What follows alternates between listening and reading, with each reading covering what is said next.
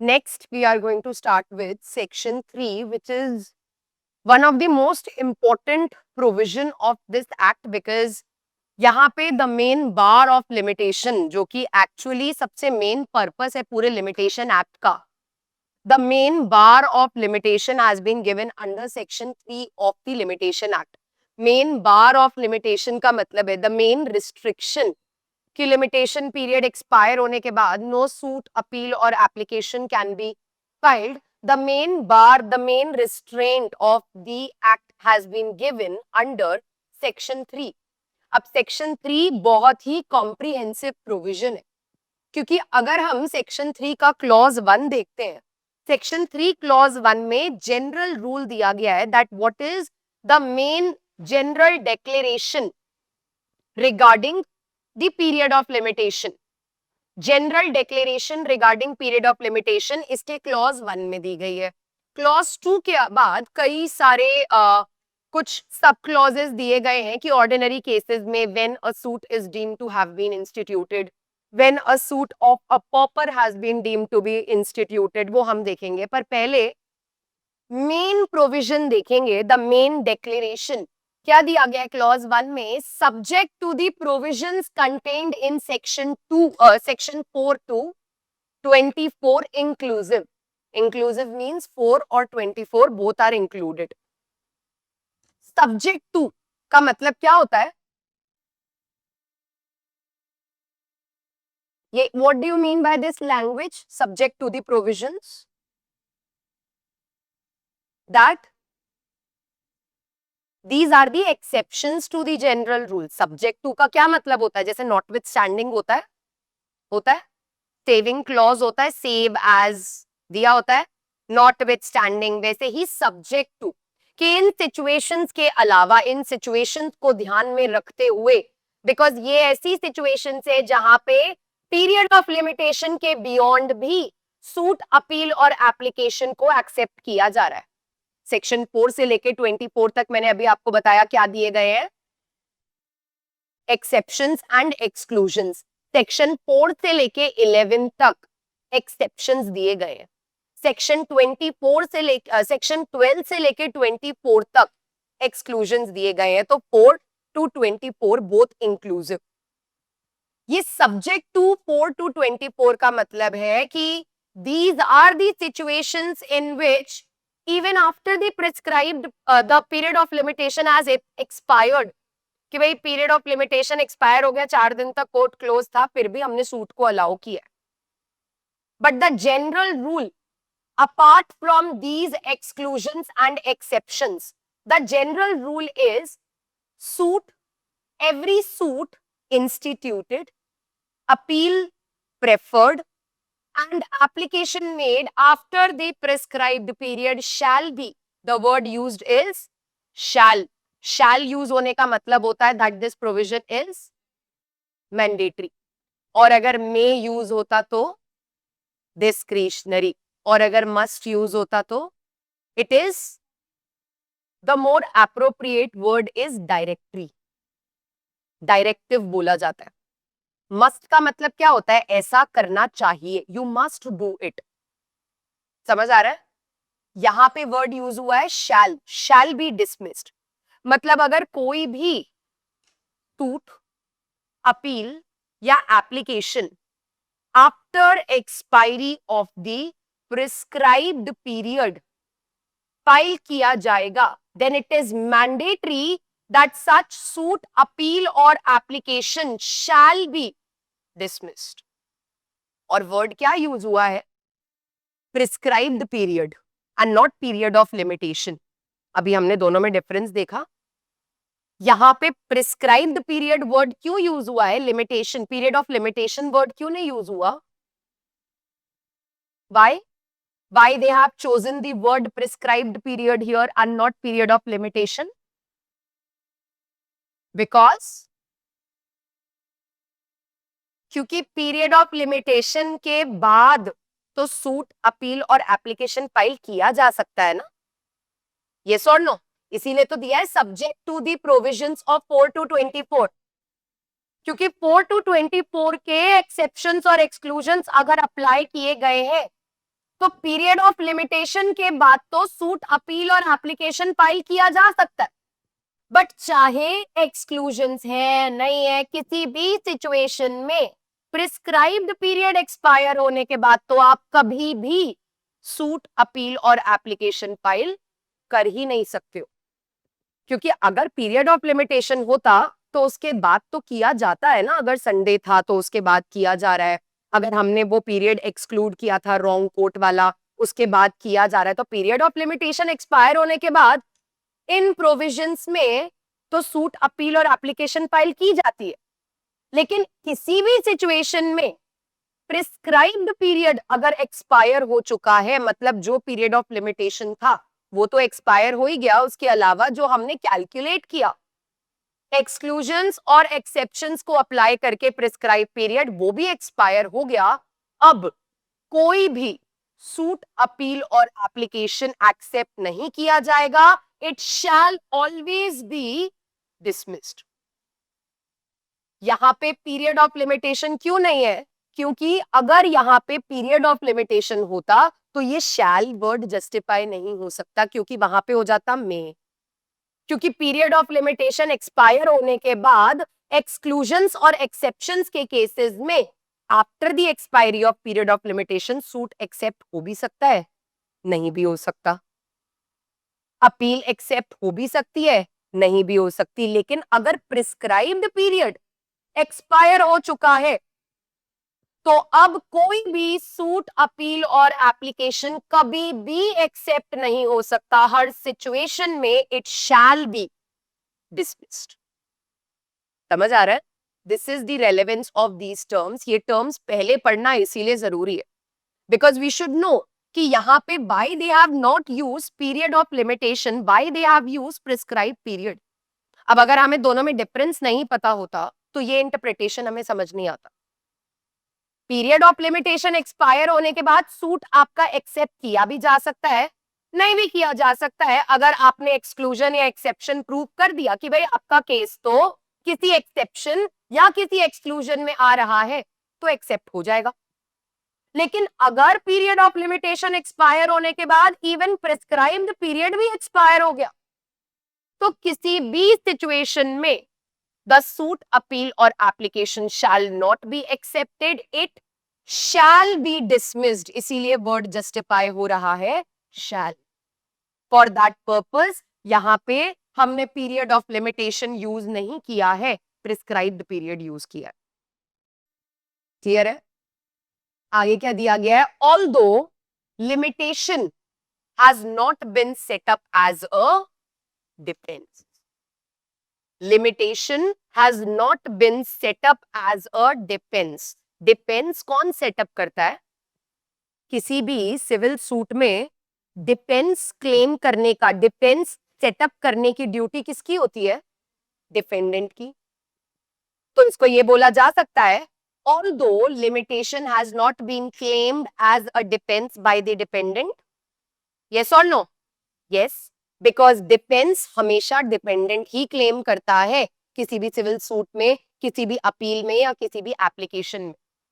That means किसी भी situation में प्रिस्क्राइब्ड पीरियड एक्सपायर होने के बाद सूट अपील और एप्लीकेशन डिसमिस ही किया जाएगा, इवन दो डिपेंडेंट ने ये डिफेंस अपने रिटन स्टेटमेंट या अपने रिप्लाई में क्लेम भी नहीं किया हो। जनरली क्या होता है? Generally the plaintiff initiates the suit by filing a plaint, by filing a plaint। plaint क्या होती है? plaint is a pleading which contains the averments, all right, which contains the averments। averments का मतलब होता है whatever you are claiming, जो भी चीजें आप क्लेम कर रहे हो, जो भी चीजें आप स्टेट कर रहे हो, आपके एवर्मेंट्स आपके प्लेंट में होते। जैसे अगर मैं प्लेंटिव हूं, मेरे प्लेंट में मेरे अवर्मेंट्स होंगे, that this suit is filed in a correct court, this suit is filed with in the period of limitation, this is the cause of action. ये सारे अवर्मेंट है जो मेरे प्लेंट में होने चाहिए। तो सबसे पहले सूट इनिशिएट किया जाता है by filing a plaint by the plaintiff, उसके रिप्लाई में the defendant files the written statement. और रिटन स्टेटमेंट क्या होता है? It is also a pleading. It is also a pleading because order 6 of CPC के according pleading consist of plaint and written statement. Plaint is the pleading which is given by the plaintiff, which contains the averments of the plaintiff. In return, the pleading which is given by the defendant is known as written statement, which contains the defenses. Yes or no? The defenses. मतलब जो भी अवर्मेंट्स plaint में किए गए थे उनको रिबट करते हुए, उनको नेगेट करते हुए डिफेंसेस जो दिए जाते हैं वो कहाँ दिए जाते हैं? रिटन स्टेटमेंट में. The dependent gives the defences, claims और सेटअप द डिफेंसेस. अब अगर प्लेंटिफ ने अपनी प्लेंट में बोला है कि my suit, this suit is with in the period of limitation, it is not board by limitation, लेकिन डिपेंडेंट ने अपना डिफेंस में ये डिफेंस सेटअप किया कि ये जो कॉज ऑफ एक्शन है, for example breach of contract, as per the schedule to the limitation act, इसका जो पीरियड ऑफ लिमिटेशन है it is 3 years and cause of action से अगर देखा जाए तो ये इस दिन पे खत्म हो रहा है. Thus, defendant will claim that the suit of the plaintiff, the plaint which is given by the plaintiff, is barred by limitation. ये डिफेंस डिपेंडेंट देगा. यहां पे क्या बोला गया है? भले ही डिपेंडेंट ने डिफेंस ऑफ लिमिटेशन सेटअप नहीं किया हो, स्टिल द सूट अपील और एप्लीकेशन विल बी डिसमिस्ड. मतलब या तो डिपेंडेंट डिफेंस क्लेम कर ले that this suit is barred by limitation, तो भी डिसमिस हो जाएगा. अगर डिपेंडेंट ने अपने डिफेंस में डिफेंस ऑफ लिमिटेशन सेटअप नहीं भी किया है तो भी द कोर्ट में suo motu dismiss the suit appeal और application based upon the bar of limitation. Generally क्या होता है? Generally the dependent has to set up the defence, लेकिन ऑल्दो इवन दो डिपेंडेंट ने अगर ये डिफेंस ऑफ लिमिटेशन सेटअप नहीं भी किया है, क्लेम नहीं भी किया है, स्टिल द कोर्ट में suo motu dismiss the suit appeal और एप्लीकेशन. इसीलिए बोला जाता है that this law is very strict. It is very strict. हम ये नहीं सोचेंगे कि डिपेंडेंट, क्योंकि इनिशियल बर्डन किस पे है? डिपेंडेंट पे. जनरली बर्डन डिपेंडेंट पे, कि अगर प्लेंटिफ ने कुछ अवर्मेंट दिए हैं उनको नेगेट करना, उनमें डिफेंसेस सेटअप करना, the burden lies upon the dependent. लेकिन यहां पे बोल दिया गया है although even though the defence has not been set up, मतलब the dependent has not claimed the defence of limitation that this suit is barred by limitation, still court in its own motion suo moto can dismiss the suit appeal or application. This law is very strict. Clear है?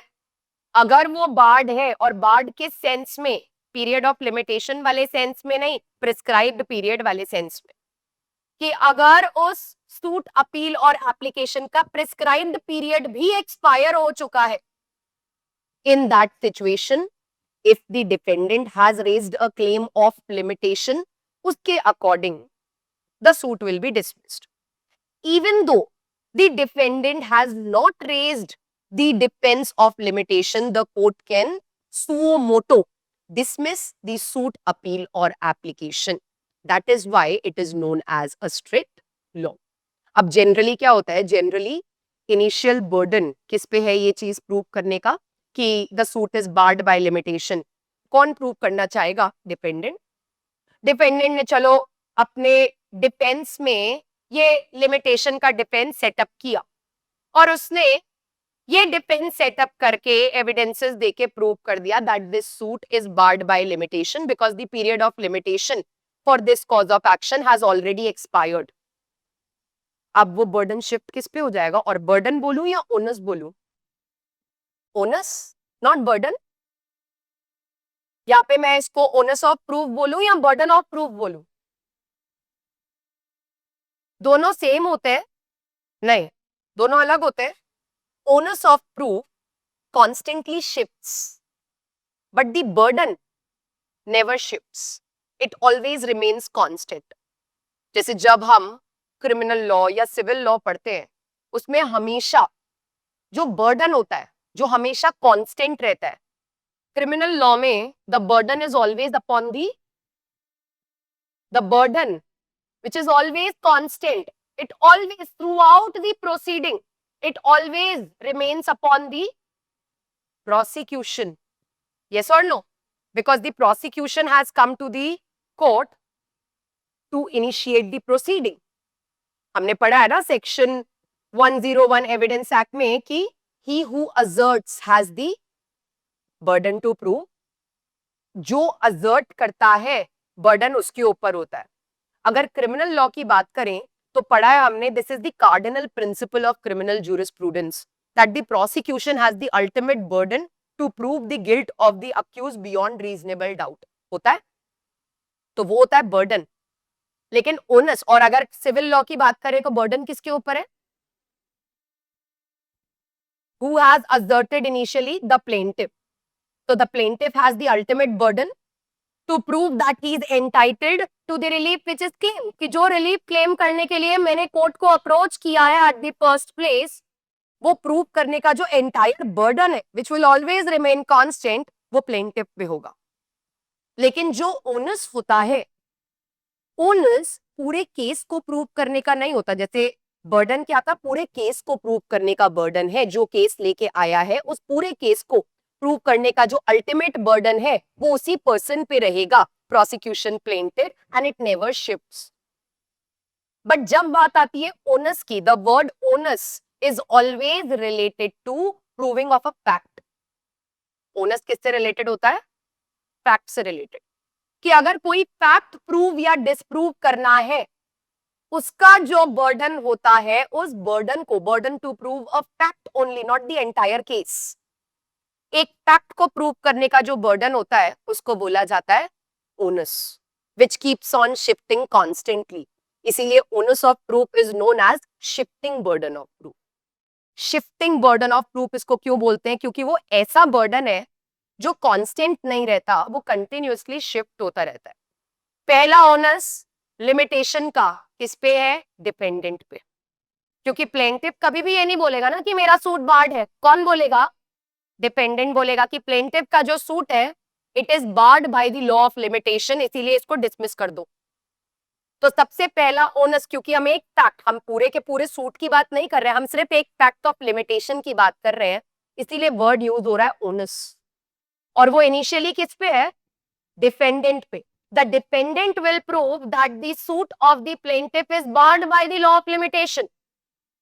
और जैसे ही dependent ने evidences देके ये duly prove कर दिया कि plaintiff का सूट बार्ड बाय लिमिटेशन है, वो ओनस एक जगह पे कभी फिक्स नहीं रह सकता. वो तुरंत क्या हो जाएगा? शिफ्ट हो जाएगा. डिपेंडेंट का डायलॉग खत्म, उसका पार्ट खत्म, उसने अपना जो डिफेंस था वो ड्यूली प्रूव कर दिया तुरंत. अब वो ओनस शिफ्ट हो जाएगा किस पे? अब यहाँ पे 4-5 लोग तो है नहीं, यहाँ पे तो प्लेंटिफ ही है. किस पे शिफ्ट हो जाएगा? प्लेंटिफ पे शिफ्ट हो जाएगा. अब ओनस क्योंकि प्लेंटिफ पे आ चुका है तो अब प्लेंटिफ को कुछ प्रूव करना होगा. क्या प्रूव करना होगा? क्या प्रूव करना होगा? Exceptions and exclusions. कि हाँ, 3 साल का पीरियड ऑफ लिमिटेशन था, वो एक्सपायर हो चुका है, but my case falls within any exception और एक्सक्लूजन. इसीलिए even though the period of limitation has been barred as per the schedule, still my suit or appeal or application should not be dismissed because exclusion या exception apply हो रहा है. तो वो तो plaintiff ही prove करेगा ना, डिफेंडेंट थोड़ी प्रूव करेगा कि इसमें एक्सेप्शन या एक्सक्लूजन लग रहा है. वो तो प्लेंटिफ के फेवर के लिए है कि पीरियड ऑफ लिमिटेशन एक्सपायर हो चुका है, फिर भी मेरा सूट डिसमिस नहीं होना चाहिए. Why? Because this is always subject to 4 to 24. तो ये सब्जेक्ट टू 4 to 24 प्रूव करने का अब ओनस किसके ऊपर शिफ्ट हो चुका है? प्लेंटिफ पे. So this is how it works.